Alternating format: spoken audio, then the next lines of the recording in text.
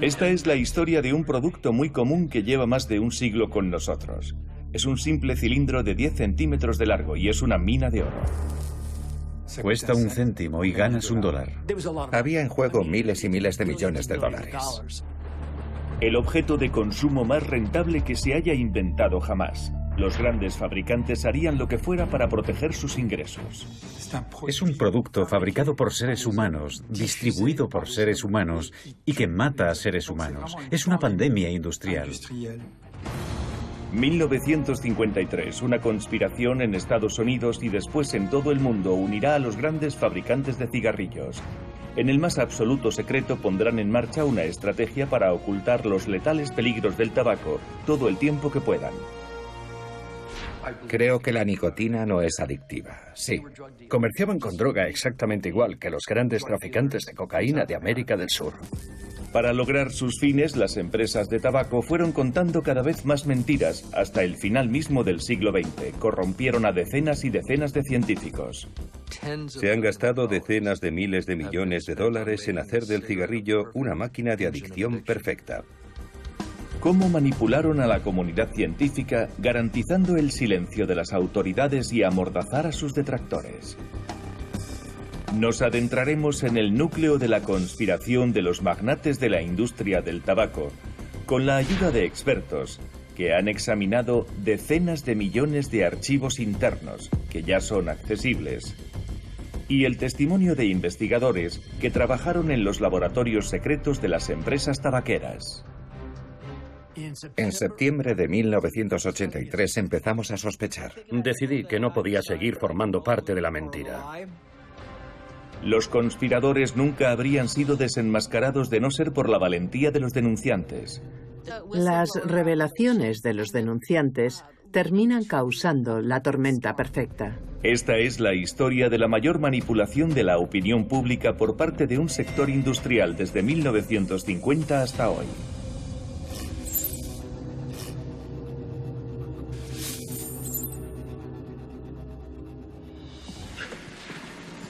Creo que la nicotina no es adictiva.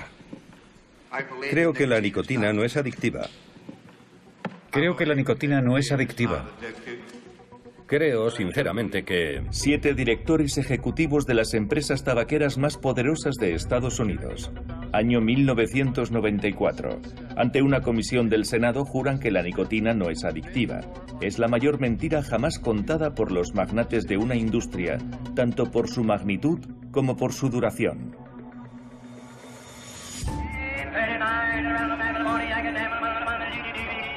Todo comenzó hace 100 años. En las salas de subastas de principios del siglo XX empezaban a quitarse de las manos montones de hojas secas de tabaco.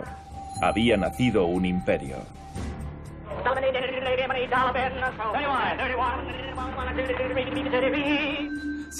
Hay toda una industria detrás, aunque solo parezca agricultura. Lo que cambió todo fue la máquina de hacer cigarrillos. A finales del siglo XIX y principios del XX, gran parte de la industria opera en forma de monopolios. Están el monopolio del azúcar, del ferrocarril y del tabaco, y este último está controlado por James Duke. James Duke, dueño de la poderosa American Tobacco Company, es el padre fundador. Es el primero en darse cuenta de las posibilidades comerciales de los cigarrillos, y su intención es exportarlos a todo el mundo. Es bien conocida la anécdota de que hacia el 1900, James Duke abrió un mapa, puso el dedo sobre China y dijo: aquí está nuestro futuro. Por tanto, ya en la década de 1890, la American Tobacco Company empieza a introducir películas en China donde la entrada era un paquete de cigarrillos. La industria del tabaco necesita fumadores. Los buscará por todo el mundo y les enseñará a fumar. Las mujeres representan un amplio mercado potencial, pero ellas no fuman. A principios del siglo XX no está bien visto, así que organizan concursos de elegancia, como este en París en 1933. Las candidatas, todavía bastante torpes, aprenden a fumar de manera distinguida. Poco a poco este gesto se volverá emblemático. Es sinónimo de sensualidad en las mujeres y de virilidad en los hombres. Pienso que la forma del cigarrillo refleja algo muy característico de Estados Unidos. La publicidad está en pleno auge en esos momentos y su papel es fundamental. Todos los anuncios tienen el mismo objetivo: propagar el hábito de fumar en todos los ámbitos de la sociedad. El humo del tabaco se presenta como calmante para la garganta. Fumar es bueno para la digestión de las comidas y sobre todo es sexy y te hace perder peso. La clave, en realidad, está en la cultura material del cigarrillo. Necesitas ceniceros, encendedores, espacios donde se pueda fumar, y la industria de los cigarrillos creó toda esa cultura que hacía más fácil fumar. La aceptación general del tabaco ha comenzado. Las dos guerras mundiales acelerarán el proceso añadiendo cigarrillos al equipo de los soldados. Los fabricantes de cigarrillos, las grandes empresas tabaqueras, están más que dispuestas a explotar esta asociación del patriotismo con el hábito de fumar. Hay cigarrillos por todas partes y nada se debe al azar. Durante décadas ha sido parte del plan. Es fantástico para el industrial que vende mucho. Se decía, cuesta 1 céntimo y ganas $1. Para el gobierno de Estados Unidos es la gallina de los huevos de oro. Unas ganancias imprevistas que en 1930 igualaban los ingresos por impuestos. Los sucesivos gobiernos, impresionados, lo tratarían como una categoría aparte. Los cigarrillos estaban exentos de supervisión sanitaria. Una excepcionalidad radical de los cigarrillos. Ninguna de las normas se aplica al tabaco. Los cigarrillos son una historia de éxito industrial que genera cientos de millones de dólares al año. Hay 3 sectores que están sacando partido de este mercado creciente. En primer lugar, el de los fabricantes. El monopolio original se disuelve y es sustituido por varias empresas. Philip Morris es el último de los 6 grandes. Después está el sector de la publicidad. En la década de 1920, los reyes de la mercadotecnia y las relaciones públicas en Estados Unidos ya ponían su talento al servicio del tabaco. Finalmente, para la clase política estadounidense y especialmente los miembros del Congreso, el dinero del tabaco financiaba multitud de campañas. Sustentados en estos 3 pilares, los cigarrillos parecen invencibles. Pero en 1950 surge una amenaza. Una nueva enfermedad irrumpe en Estados Unidos. Hombres con cáncer de pulmón, una enfermedad muy rara hasta entonces, inundan los consultorios médicos. Maurice Toubiana, gran oncólogo, nos contó que un día, cuando era estudiante, le dijeron: vamos a enseñarle una cosa que nunca más volverá a ver. Era cáncer de pulmón en un hombre, una rareza absoluta. Los fumadores más antiguos empiezan a desarrollar enfermedades respiratorias y cardíacas, así como cáncer de pulmón. La mayoría no tenía ni idea de que los cigarrillos los estaban matando. Realmente no se sabía. Durante mucho tiempo, todo el mundo pensaba: ¿cómo algo tan banal va a ser peligroso? Se empiezan a examinar las causas de esta nueva epidemia en la década de 1950. Ernst Winder y otros científicos realizaron estudios de laboratorio muy simples en los que se tomaba el residuo de alquitrán del humo del cigarrillo y se extendía por el lomo de ratones y aparecían tumores. Estos experimentos con animales, en concreto los que salieron a la luz en 1953, tuvieron un impacto enorme. Estos primeros estudios demuestran que el humo del tabaco es carcinógeno. En 1953, el New York Times publica no menos de 12 artículos sobre el tema. Se publicó un artículo en una revista que entonces era muy popular en Estados Unidos, Reader Digest, con el título Cáncer por el cartón. Y este artículo generó una gran alarma sanitaria en Estados Unidos. Cuando se hizo evidente la relación entre el tabaco y la enfermedad, cundió la alarma entre todos los presidentes de las empresas por cómo iba a afectar a las ventas. El 8 de diciembre de 1953, poco después de aquello, estalla una crisis en el mercado de valores. Los precios de las acciones del tabaco caen en picado. Y esto llevó a su vez a la industria del tabaco a tomar medidas radicales para intentar defenderse y proteger sus beneficios. En el corazón de Manhattan, el contraataque está en marcha. Los jefes de la industria del tabaco se reúnen en el Hotel Plaza el 15 de diciembre de 1953. Decidieron que iban a contraatacar de una forma inteligente. Casi puedes seguir la reunión hora a hora. El organizador de esta reunión entre competidores es Paul Hahn, presidente de American Tobacco. Reunir a todos los ejecutivos de Reynolds Tobacco Company, Lorillard, Benson & Hedges, Brown & Williamson y Philip Morris es ilegal, por tanto deben mantenerlo en secreto. Para romper el estancamiento del sector, los 6 conspiradores reciben asesoramiento de una empresa de relaciones públicas. El director de la empresa, Hill & Knowlton, también ha sido invitado.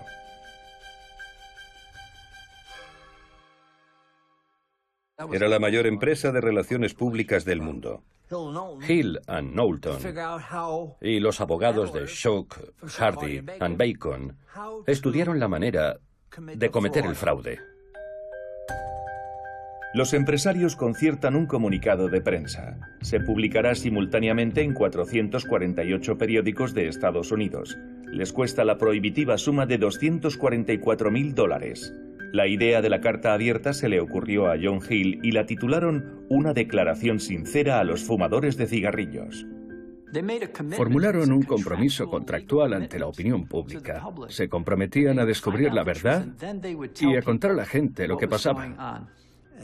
No tenía nada de declaración sincera. Era una gran mentira. Y sabían que con su publicación no estaban admitiendo nada. Deciden hablar con una sola voz a través de un nuevo organismo, el Comité de Investigación de la Industria del Tabaco, que se supone que debe descubrir la verdad.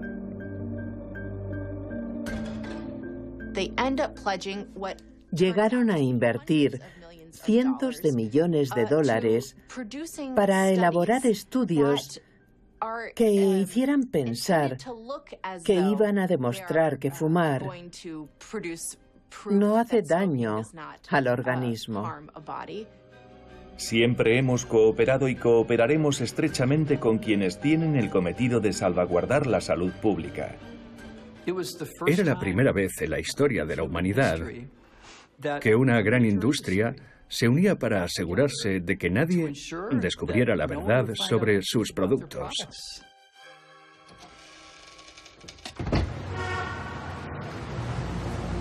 El engranaje de la conspiración está en marcha. El primer objetivo son los médicos. Los inundan de estudios y cartas para convencerlos de que no se ha establecido ninguna conexión entre el brote de cáncer y el hábito de fumar cigarrillos. Este famoso anuncio de los años 50, además, señala maliciosamente el hecho de que la mayoría de los médicos fuma en esa época.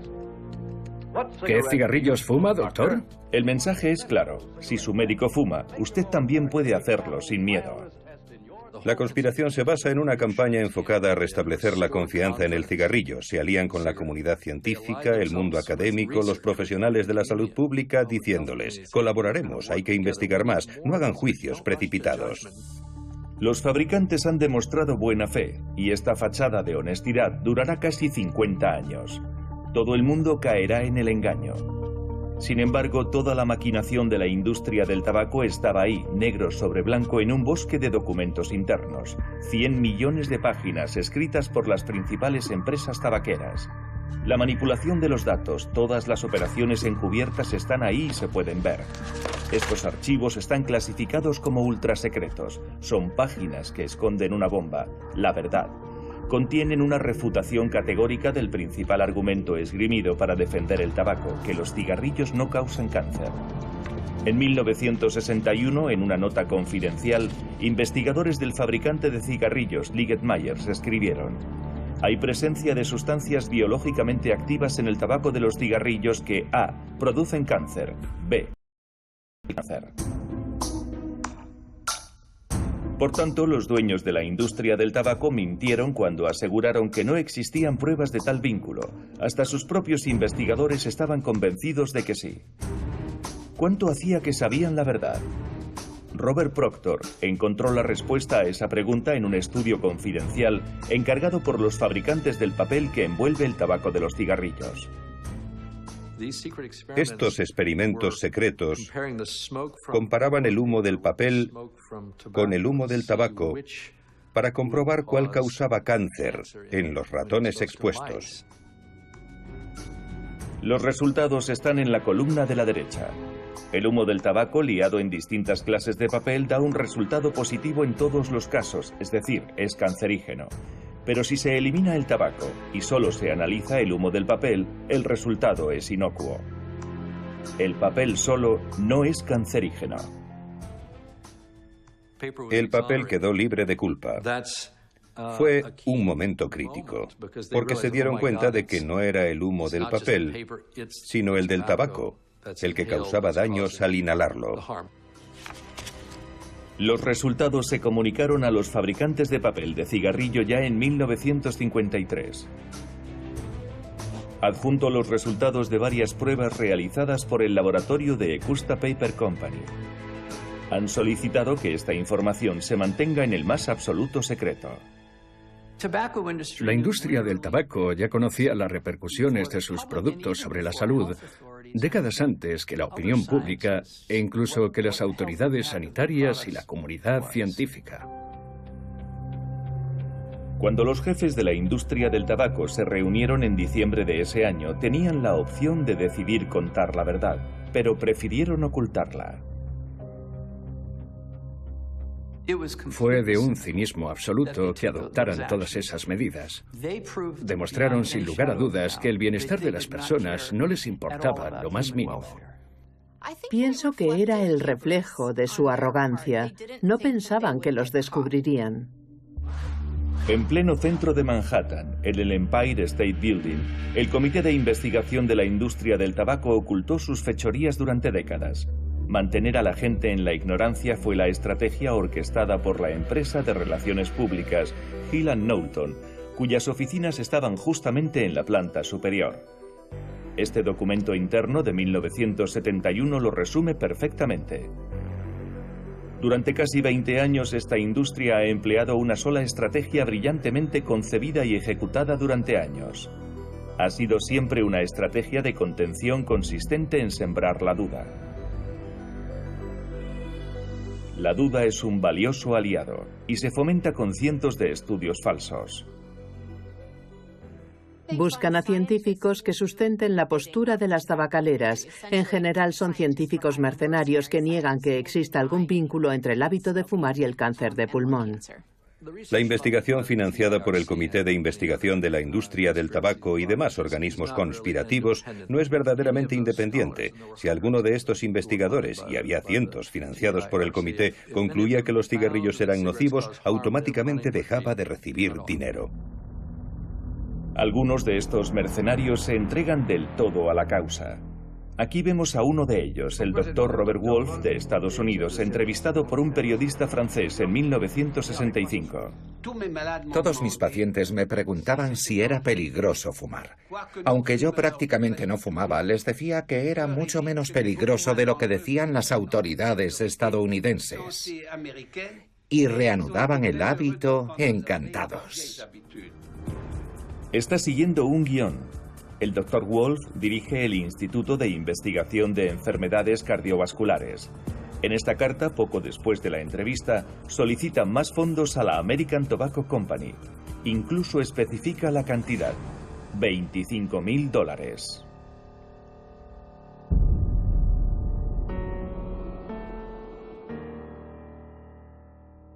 En general, cada universidad ha recibido dinero de Philip Morris o Reynolds Tobacco Company, escuelas de medicina, departamentos de historia. Cuando vine a Stanford había 2 expertos trabajando en secreto para la industria del tabaco en mi propio departamento. Las mentiras funcionan a la perfección. El consumo de cigarrillos se duplica de 1945 a 1960. Millones de fumadores morirán y los gobiernos mirarán para otro lado. Finalmente, en 1962, las autoridades británicas reaccionan. El Real Colegio de Médicos emite un informe en el que se subrayan los peligros del tabaco y la necesidad de tomar medidas. El Real Colegio de Médicos británico es un organismo respetable. Sus médicos establecen que hay pruebas suficientes para vincular el tabaco al cáncer de pulmón. Gran Bretaña lanza la primera campaña de información pública para animar a los fumadores a abandonar el hábito. 2 años más tarde llega el turno de Estados Unidos. El administrador de la sanidad pública, máximo responsable de salud pública del gobierno de Estados Unidos, ofrece una conferencia de prensa que causa sensación. El hábito de fumar cigarrillos es la causa principal de unas 41.000 muertes por cáncer de pulmón cada año en este país. El administrador habla presionado. La industria del tabaco ha intentado controlar al comité de expertos reunido para llegar a esta conclusión. Mantuvieron el proceso en estricto secreto. No querían que saliera a la luz ninguna información por un temor considerable a que se viera comprometida por la injerencia de la industria. La industria del tabaco no logra impedir que esta primera advertencia oficial salga en toda la prensa. Pero unos meses más tarde reaccionará presionando a miembros del Congreso de Estados Unidos para que no adopten medidas concretas. Los estadounidenses dejaron de fumar, pero después la tasa repuntó. A finales de ese año, 1964, las ventas de cigarrillos ya estaban alcanzando nuevos récords. Por tanto, aquella fue otra oportunidad perdida. La industria del tabaco aprovecha este nuevo respiro para inundar las pantallas de anuncios que exaltan los placeres de fumar.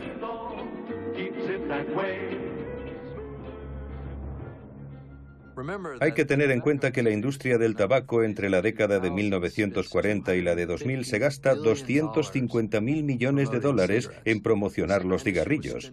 La industria tabaquera gasta más en publicidad en un solo día que el sector de la salud pública en todo un año para descubrir la verdad. Pero en 1967 los primeros grupos antitabaco empiezan a reclamar también su tiempo de pantalla. Y se emite una serie donde el dueño de una tabacalera, caricaturizado y cínico, se muestra dispuesto a hacer cualquier cosa para incrementar sus ventas. Pero no se arriesga a fumar él mismo. Frankly, I wouldn't smoke for $1 million.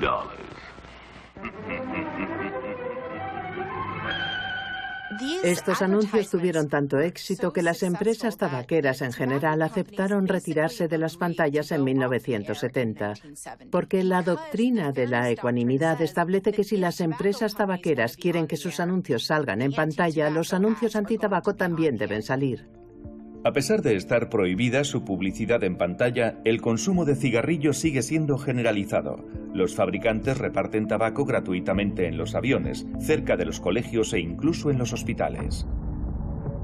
Como un pulpo que extiende sus tentáculos, la industria del tabaco, con sus cientos de millones de dólares, compra una influencia considerable en toda la sociedad estadounidense, hasta su misma cima. Había miembros del lobby del tabaco en el círculo íntimo del expresidente Lyndon Johnson. Johnson también tenía amistad con el director del Instituto del Tabaco, un hombre llamado El Clements.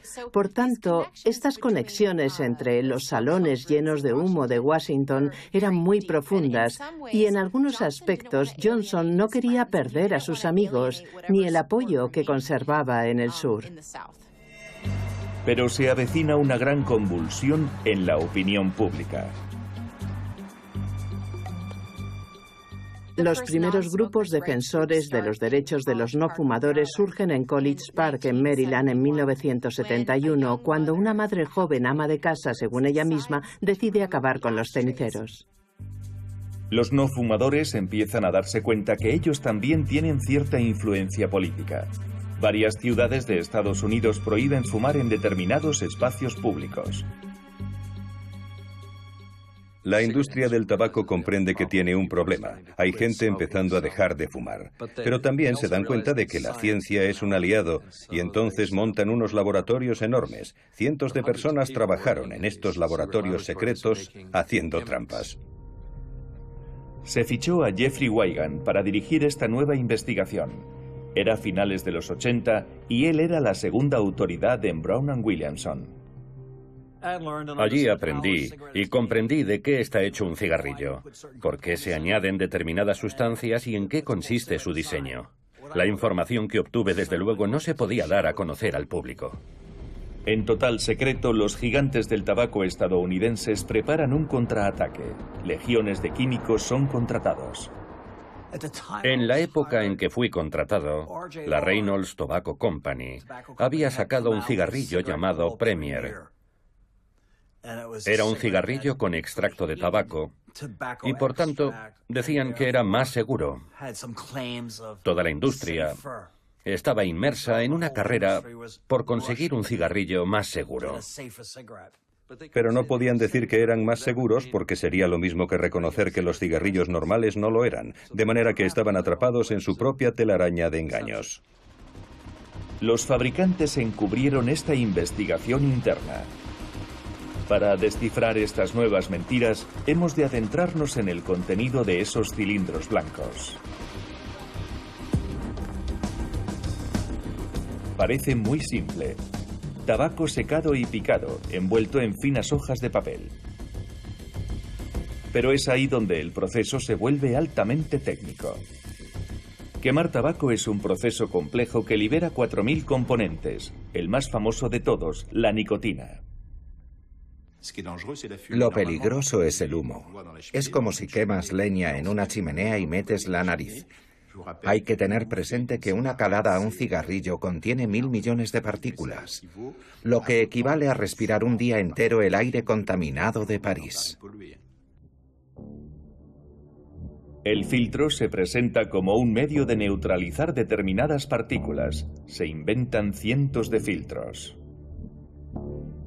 Hicieron filtros de verdad, pero el fumador al aspirar no sacaba nada. Si un filtro funciona bien, el fumador no consigue lo que busca. Esos cigarrillos son un fiasco.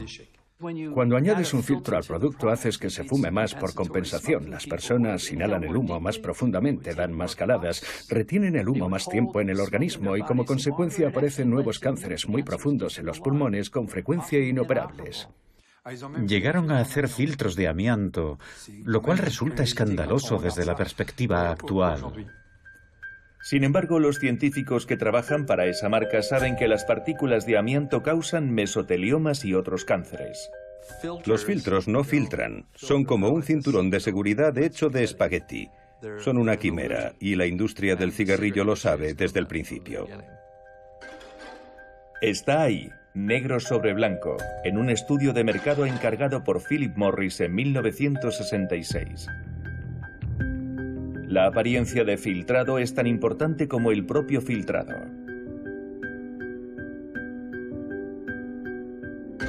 Con independencia de su composición, los filtros son un engaño. Para ocultar su ineficacia, la industria inventa otro truco: unos microagujeros casi invisibles a media altura del filtro. Unos agujeritos en la base del filtro permiten que entre el aire. No se ven, son demasiado pequeños. Permiten que entre el aire y diluya el caudal de humo desde el extremo encendido del cigarrillo. Se llevan a cabo pruebas de laboratorio usando unas bombas que succionan el aire mecánicamente y después se analiza. Al dejar pasar más aire, las microperforaciones distorsionan los resultados. Se diluye mucho y, por tanto, da lecturas de nicotina y alquitrán inferiores a las que realmente ingiere el fumador. Como consecuencia, los fabricantes pueden anunciar niveles reducidos en sus paquetes y comercializarlos como cigarrillos suaves o light. Pero un fumador no es una máquina. Pone los dedos en la base del filtro y de manera inconsciente, cuando necesita una buena dosis de nicotina, lo aplasta. Tapan los agujeros de ventilación con los labios o con los dedos, consiguiendo una dosis mayor de nicotina y alquitrán. Durante décadas se permitió a la industria del tabaco indicar niveles falsos de nicotina y alquitrán. Nos engañaron. Dijeron que los cigarrillos light eran menos peligrosos, lo cual era falso. no tenían ni idea del subterfugio. Pienso que en cierto modo es uno de los más diabólicos, porque todo el tabaco fumado en ese tiempo mató al menos a 10 millones de personas que no tenían que haber muerto. Louisville, Kentucky, diciembre de 1988. Aquí la lucha contra el gran tabaco adquiere una nueva dimensión. Jeffrey Wigand, recién nombrado director de investigación en Brown & Williamson, sostiene graves disputas con su jefe. Decididamente no era un científico, era un vendedor. Tenía problemas para comunicarme con él, debido a su escaso nivel cultural. Y siempre me acusaba de usar términos enrevesados. Jeffrey Wigand conoce todos los programas secretos, pero entonces hace un descubrimiento sorprendente. La idea de usar ciertos aditivos y sustancias químicas para darle un sabor rico. ¿Y para qué quiere que sepa rico? Pues porque así gustará más a los niños, porque ellos... Me enteré de que 3.000 niños al día fumaban su primer cigarrillo, que al final sumaban en la estadística. Thomas Sanderfer le pide que trabaje en una fórmula que facilite que la gente joven empiece a fumar. Si se enganchan los jóvenes, estarán enganchados de por vida. Eso dijo, y me causó una profunda inquietud, porque ahora yo era parte del fraude, parte de la mentira. Si no podían vender tabaco a los adolescentes, estaban perdidos. Hicieron cigarrillos con sabor a vainilla, azucarados, con cápsulas de sabor que explotaban en la boca, para que sus primeros cigarrillos fueran algo reconocible. Esta nueva mentira es asumida por la prensa. Pero todos los fabricantes lo niegan. No vendemos cigarrillos a menores de edad. Y sin embargo, es exactamente lo que han hecho todas las grandes marcas de tabaco. En 1988, Camel da un nuevo aire más juvenil al camello que representa su marca. Se gastan $75 millones en crear un personaje entrañable que llame la atención de niños y adolescentes. Por eso la edad de empezar a fumar ha ido bajando de 21 a 18, 16, 15. Ahora la edad media es 12 años. La prueba de esta enésima mentira está aquí mismo, en los archivos. A uno de los vendedores en formación que pregunta, ¿pero de verdad tenemos que acercarnos a los colegios? El formador le responde, los niños tienen boca y por tanto los queremos. Después de las mujeres, es el turno de los jóvenes. El gran tabaco sigue extendiendo sus tentáculos. Ardides benéficos, cabildeo, becas. Se usan las mismas estrategias para atraer a nuevas audiencias y que pasen a engrosar las filas de fumadores. Estas operaciones están dirigidas por potentes despachos de abogados. Internamente se los conoce como Rey Dios. Hace solo unos años descubrí un documento. Hablaba de la coronación de un nuevo Rey Dios que era el presidente del comité asesor. La corona había pasado de Arthur Stevens a Steve Parris, del principal abogado de Lorillard al principal abogado de Philip Morris. Julio de 1977. En un lugar ultrasecreto del sur de Inglaterra, la industria del tabaco intenta extender sus métodos y su estrategia a Europa. El sector se da cuenta de que si cae una, caen todas. No quieren que ningún fabricante de cigarrillos reconozca la verdad. Hay tensión en el ambiente. Reynolds expone la estrategia de Estados Unidos. Los fabricantes británicos no se ponen de acuerdo. Pero después de 2 días de negociación, las empresas europeas aceptan participar en una campaña de desinformación. Fue un intento de expandir la táctica negacionista al mundo entero. Ningún fabricante de cigarrillos se opuso a esta conspiración. Es asombroso. Sin embargo, un nuevo descubrimiento hará temblar a la omnipotente industria del tabaco. A principios de la década de 1980, se demuestra científicamente que los no fumadores expuestos al humo de los cigarrillos también corren peligro.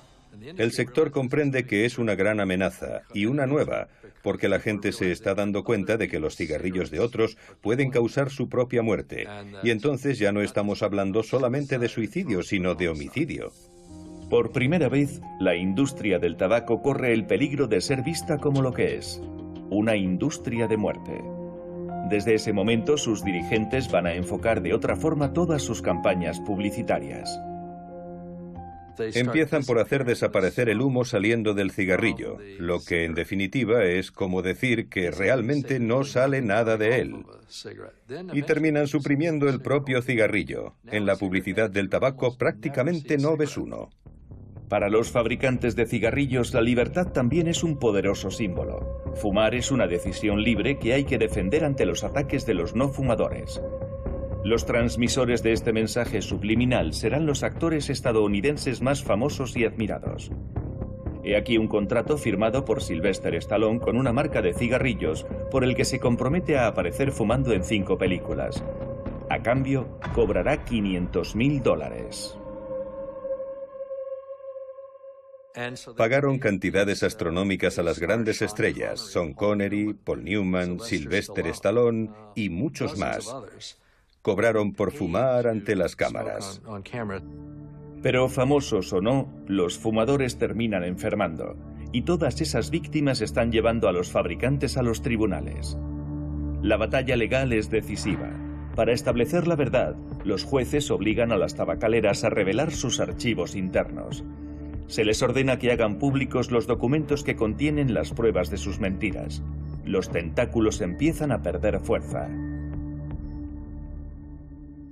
Nunca quisieron que se hicieran públicos sus documentos, y estoy seguro de que estaban horrorizados. Por eso pusieron tanto empeño en asegurarse de que nunca vieran la luz del día.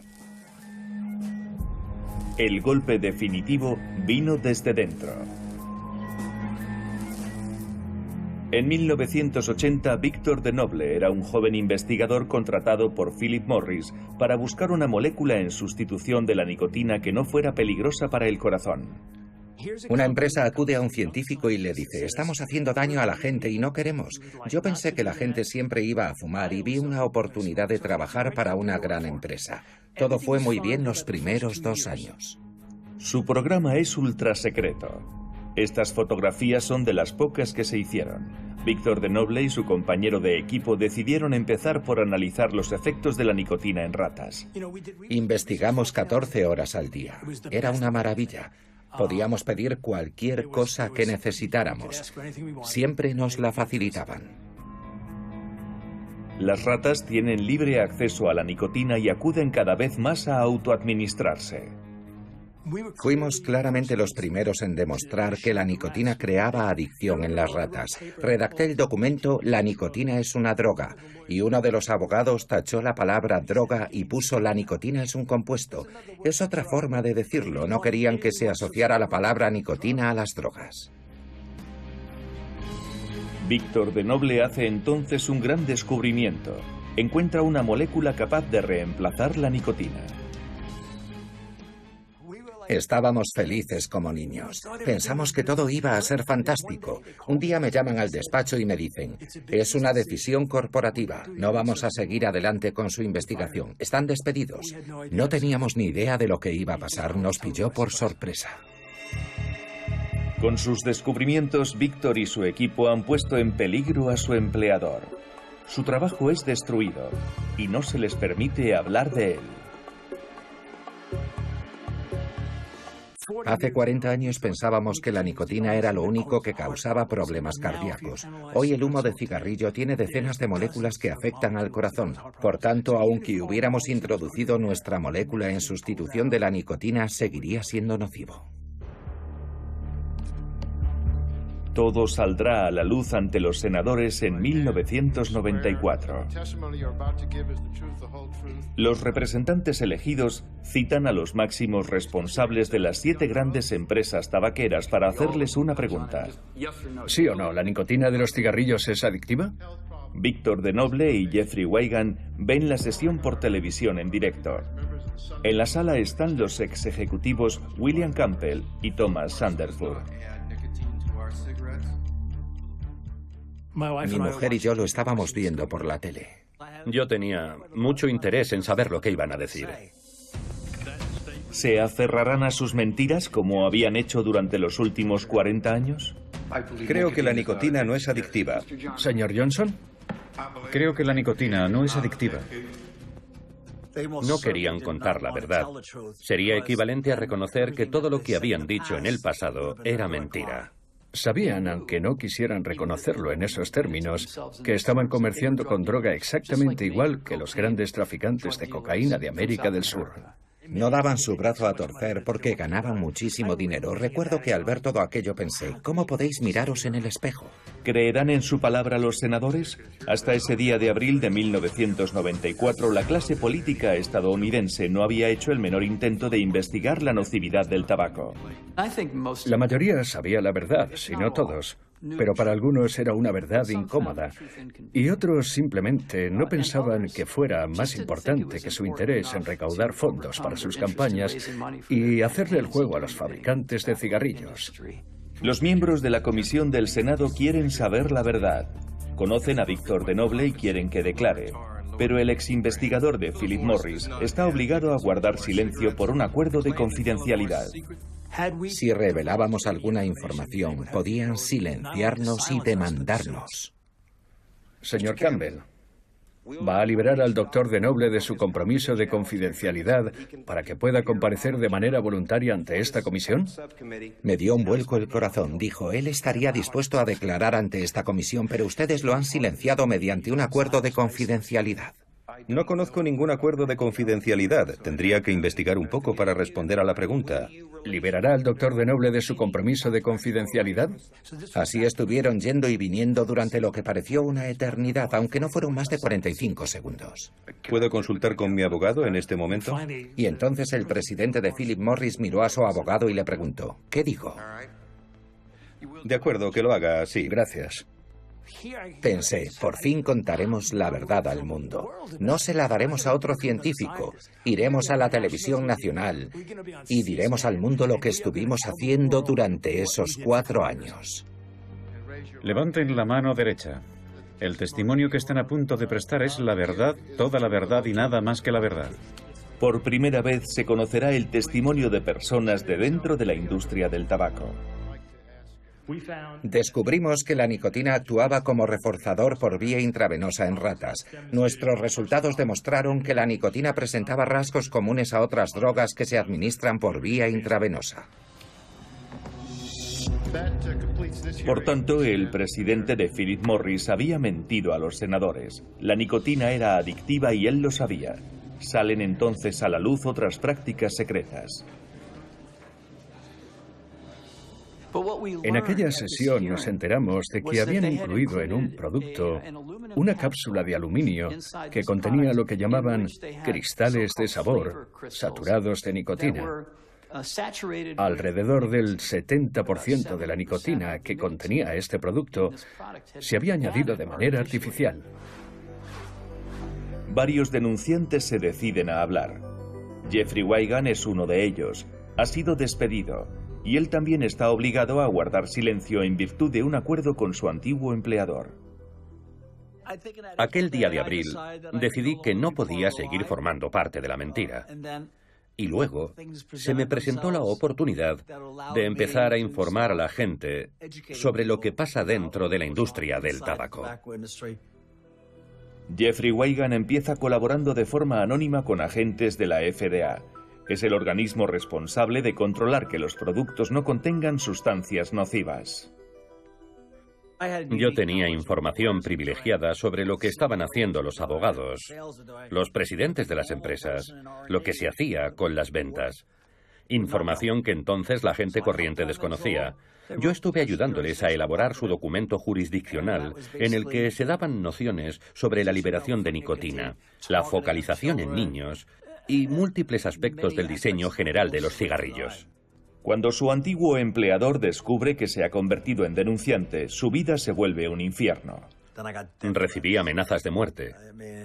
Notaba que me seguían. Tenía guardaespaldas las 24 horas, los 7 días de la semana.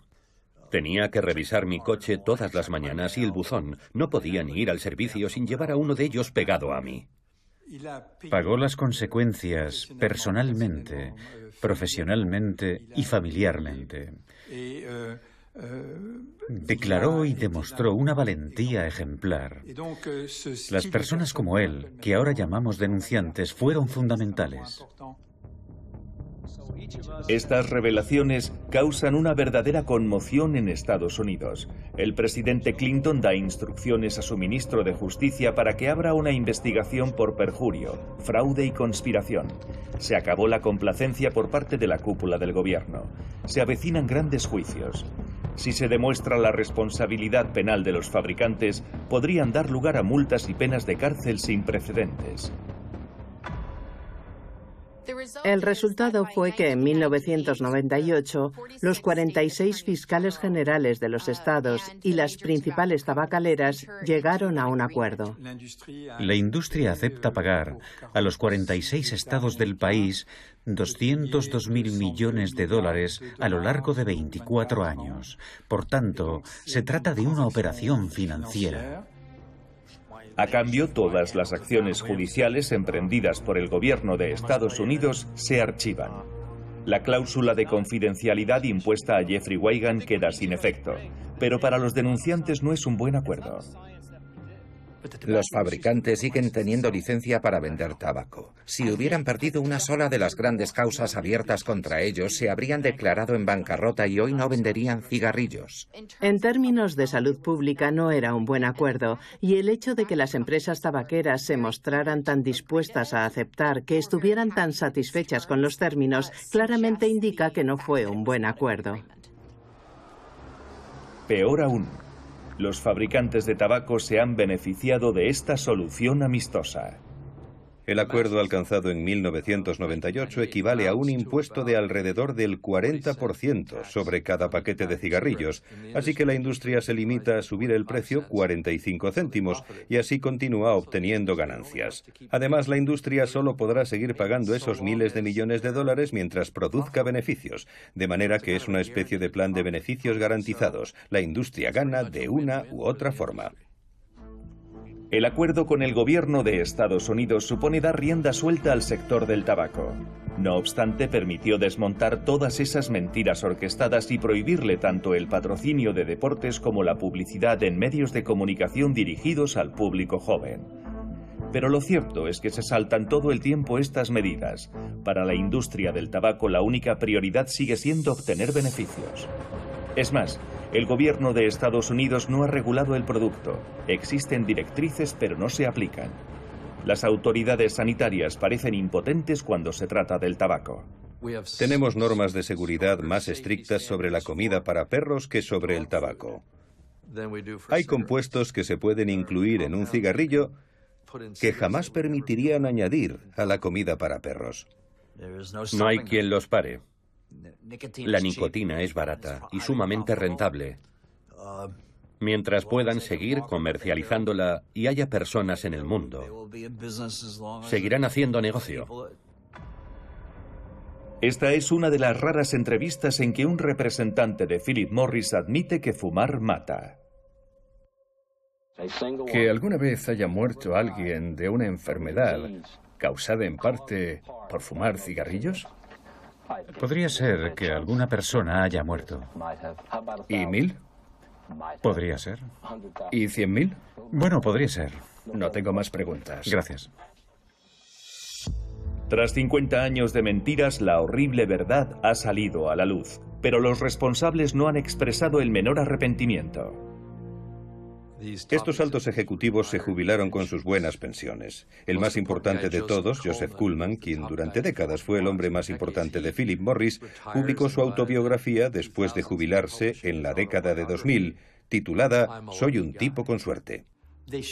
Tenían que haber pagado multas y haber ido a prisión, porque si lo analizas detenidamente, ves que no solo infringieron diversas leyes, sino que tomaron medidas cuyo resultado fue matar a millones de personas, crear adicción en niños y matar a sus padres y, en definitiva, perjudicar incontables vidas.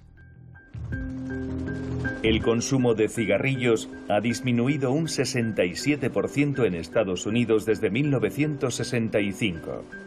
Está bajando en todos los países donde se adquirió el hábito de fumar durante el siglo XX. Pero en Asia y África, los fabricantes de cigarrillos emplean las mismas recetas que les han permitido amasar tanta riqueza: una publicidad agresiva enfocada a jóvenes y financiación de partidos políticos. La estrategia de las mentiras solo encontró resistencia en Europa y Estados Unidos. Hoy prosigue su carrera desenfrenada allí donde las autoridades se dejan corromper. La industria del tabaco necesita ir a sitios nuevos, con escasas barreras regulatorias, bajo nivel educativo y un mercado abierto. Quienes dirigen la industria del tabaco asumen que ya se vislumbra el final del cigarrillo, pero prácticamente todos han decidido invertir en el cigarrillo electrónico. Pueden anunciarlo sin problemas en Estados Unidos. De nuevo se están empleando todas las tácticas de ventas prohibidas para los productos del tabaco. Lo único que le interesa a la industria es suministrar nicotina adictiva y dar con un formato adecuado para suministrar nicotina. La adicción es una conducta compulsiva. Tú no controlas la sustancia, ella te controla a ti. La humanidad no ha puesto fin a las consecuencias para la salud de esta droga legal que son los cigarrillos. Las estadísticas permiten predecir que si la medicina no hace ningún avance, 1.000 millones de fumadores corren el riesgo de morir por su adicción en el siglo XXI.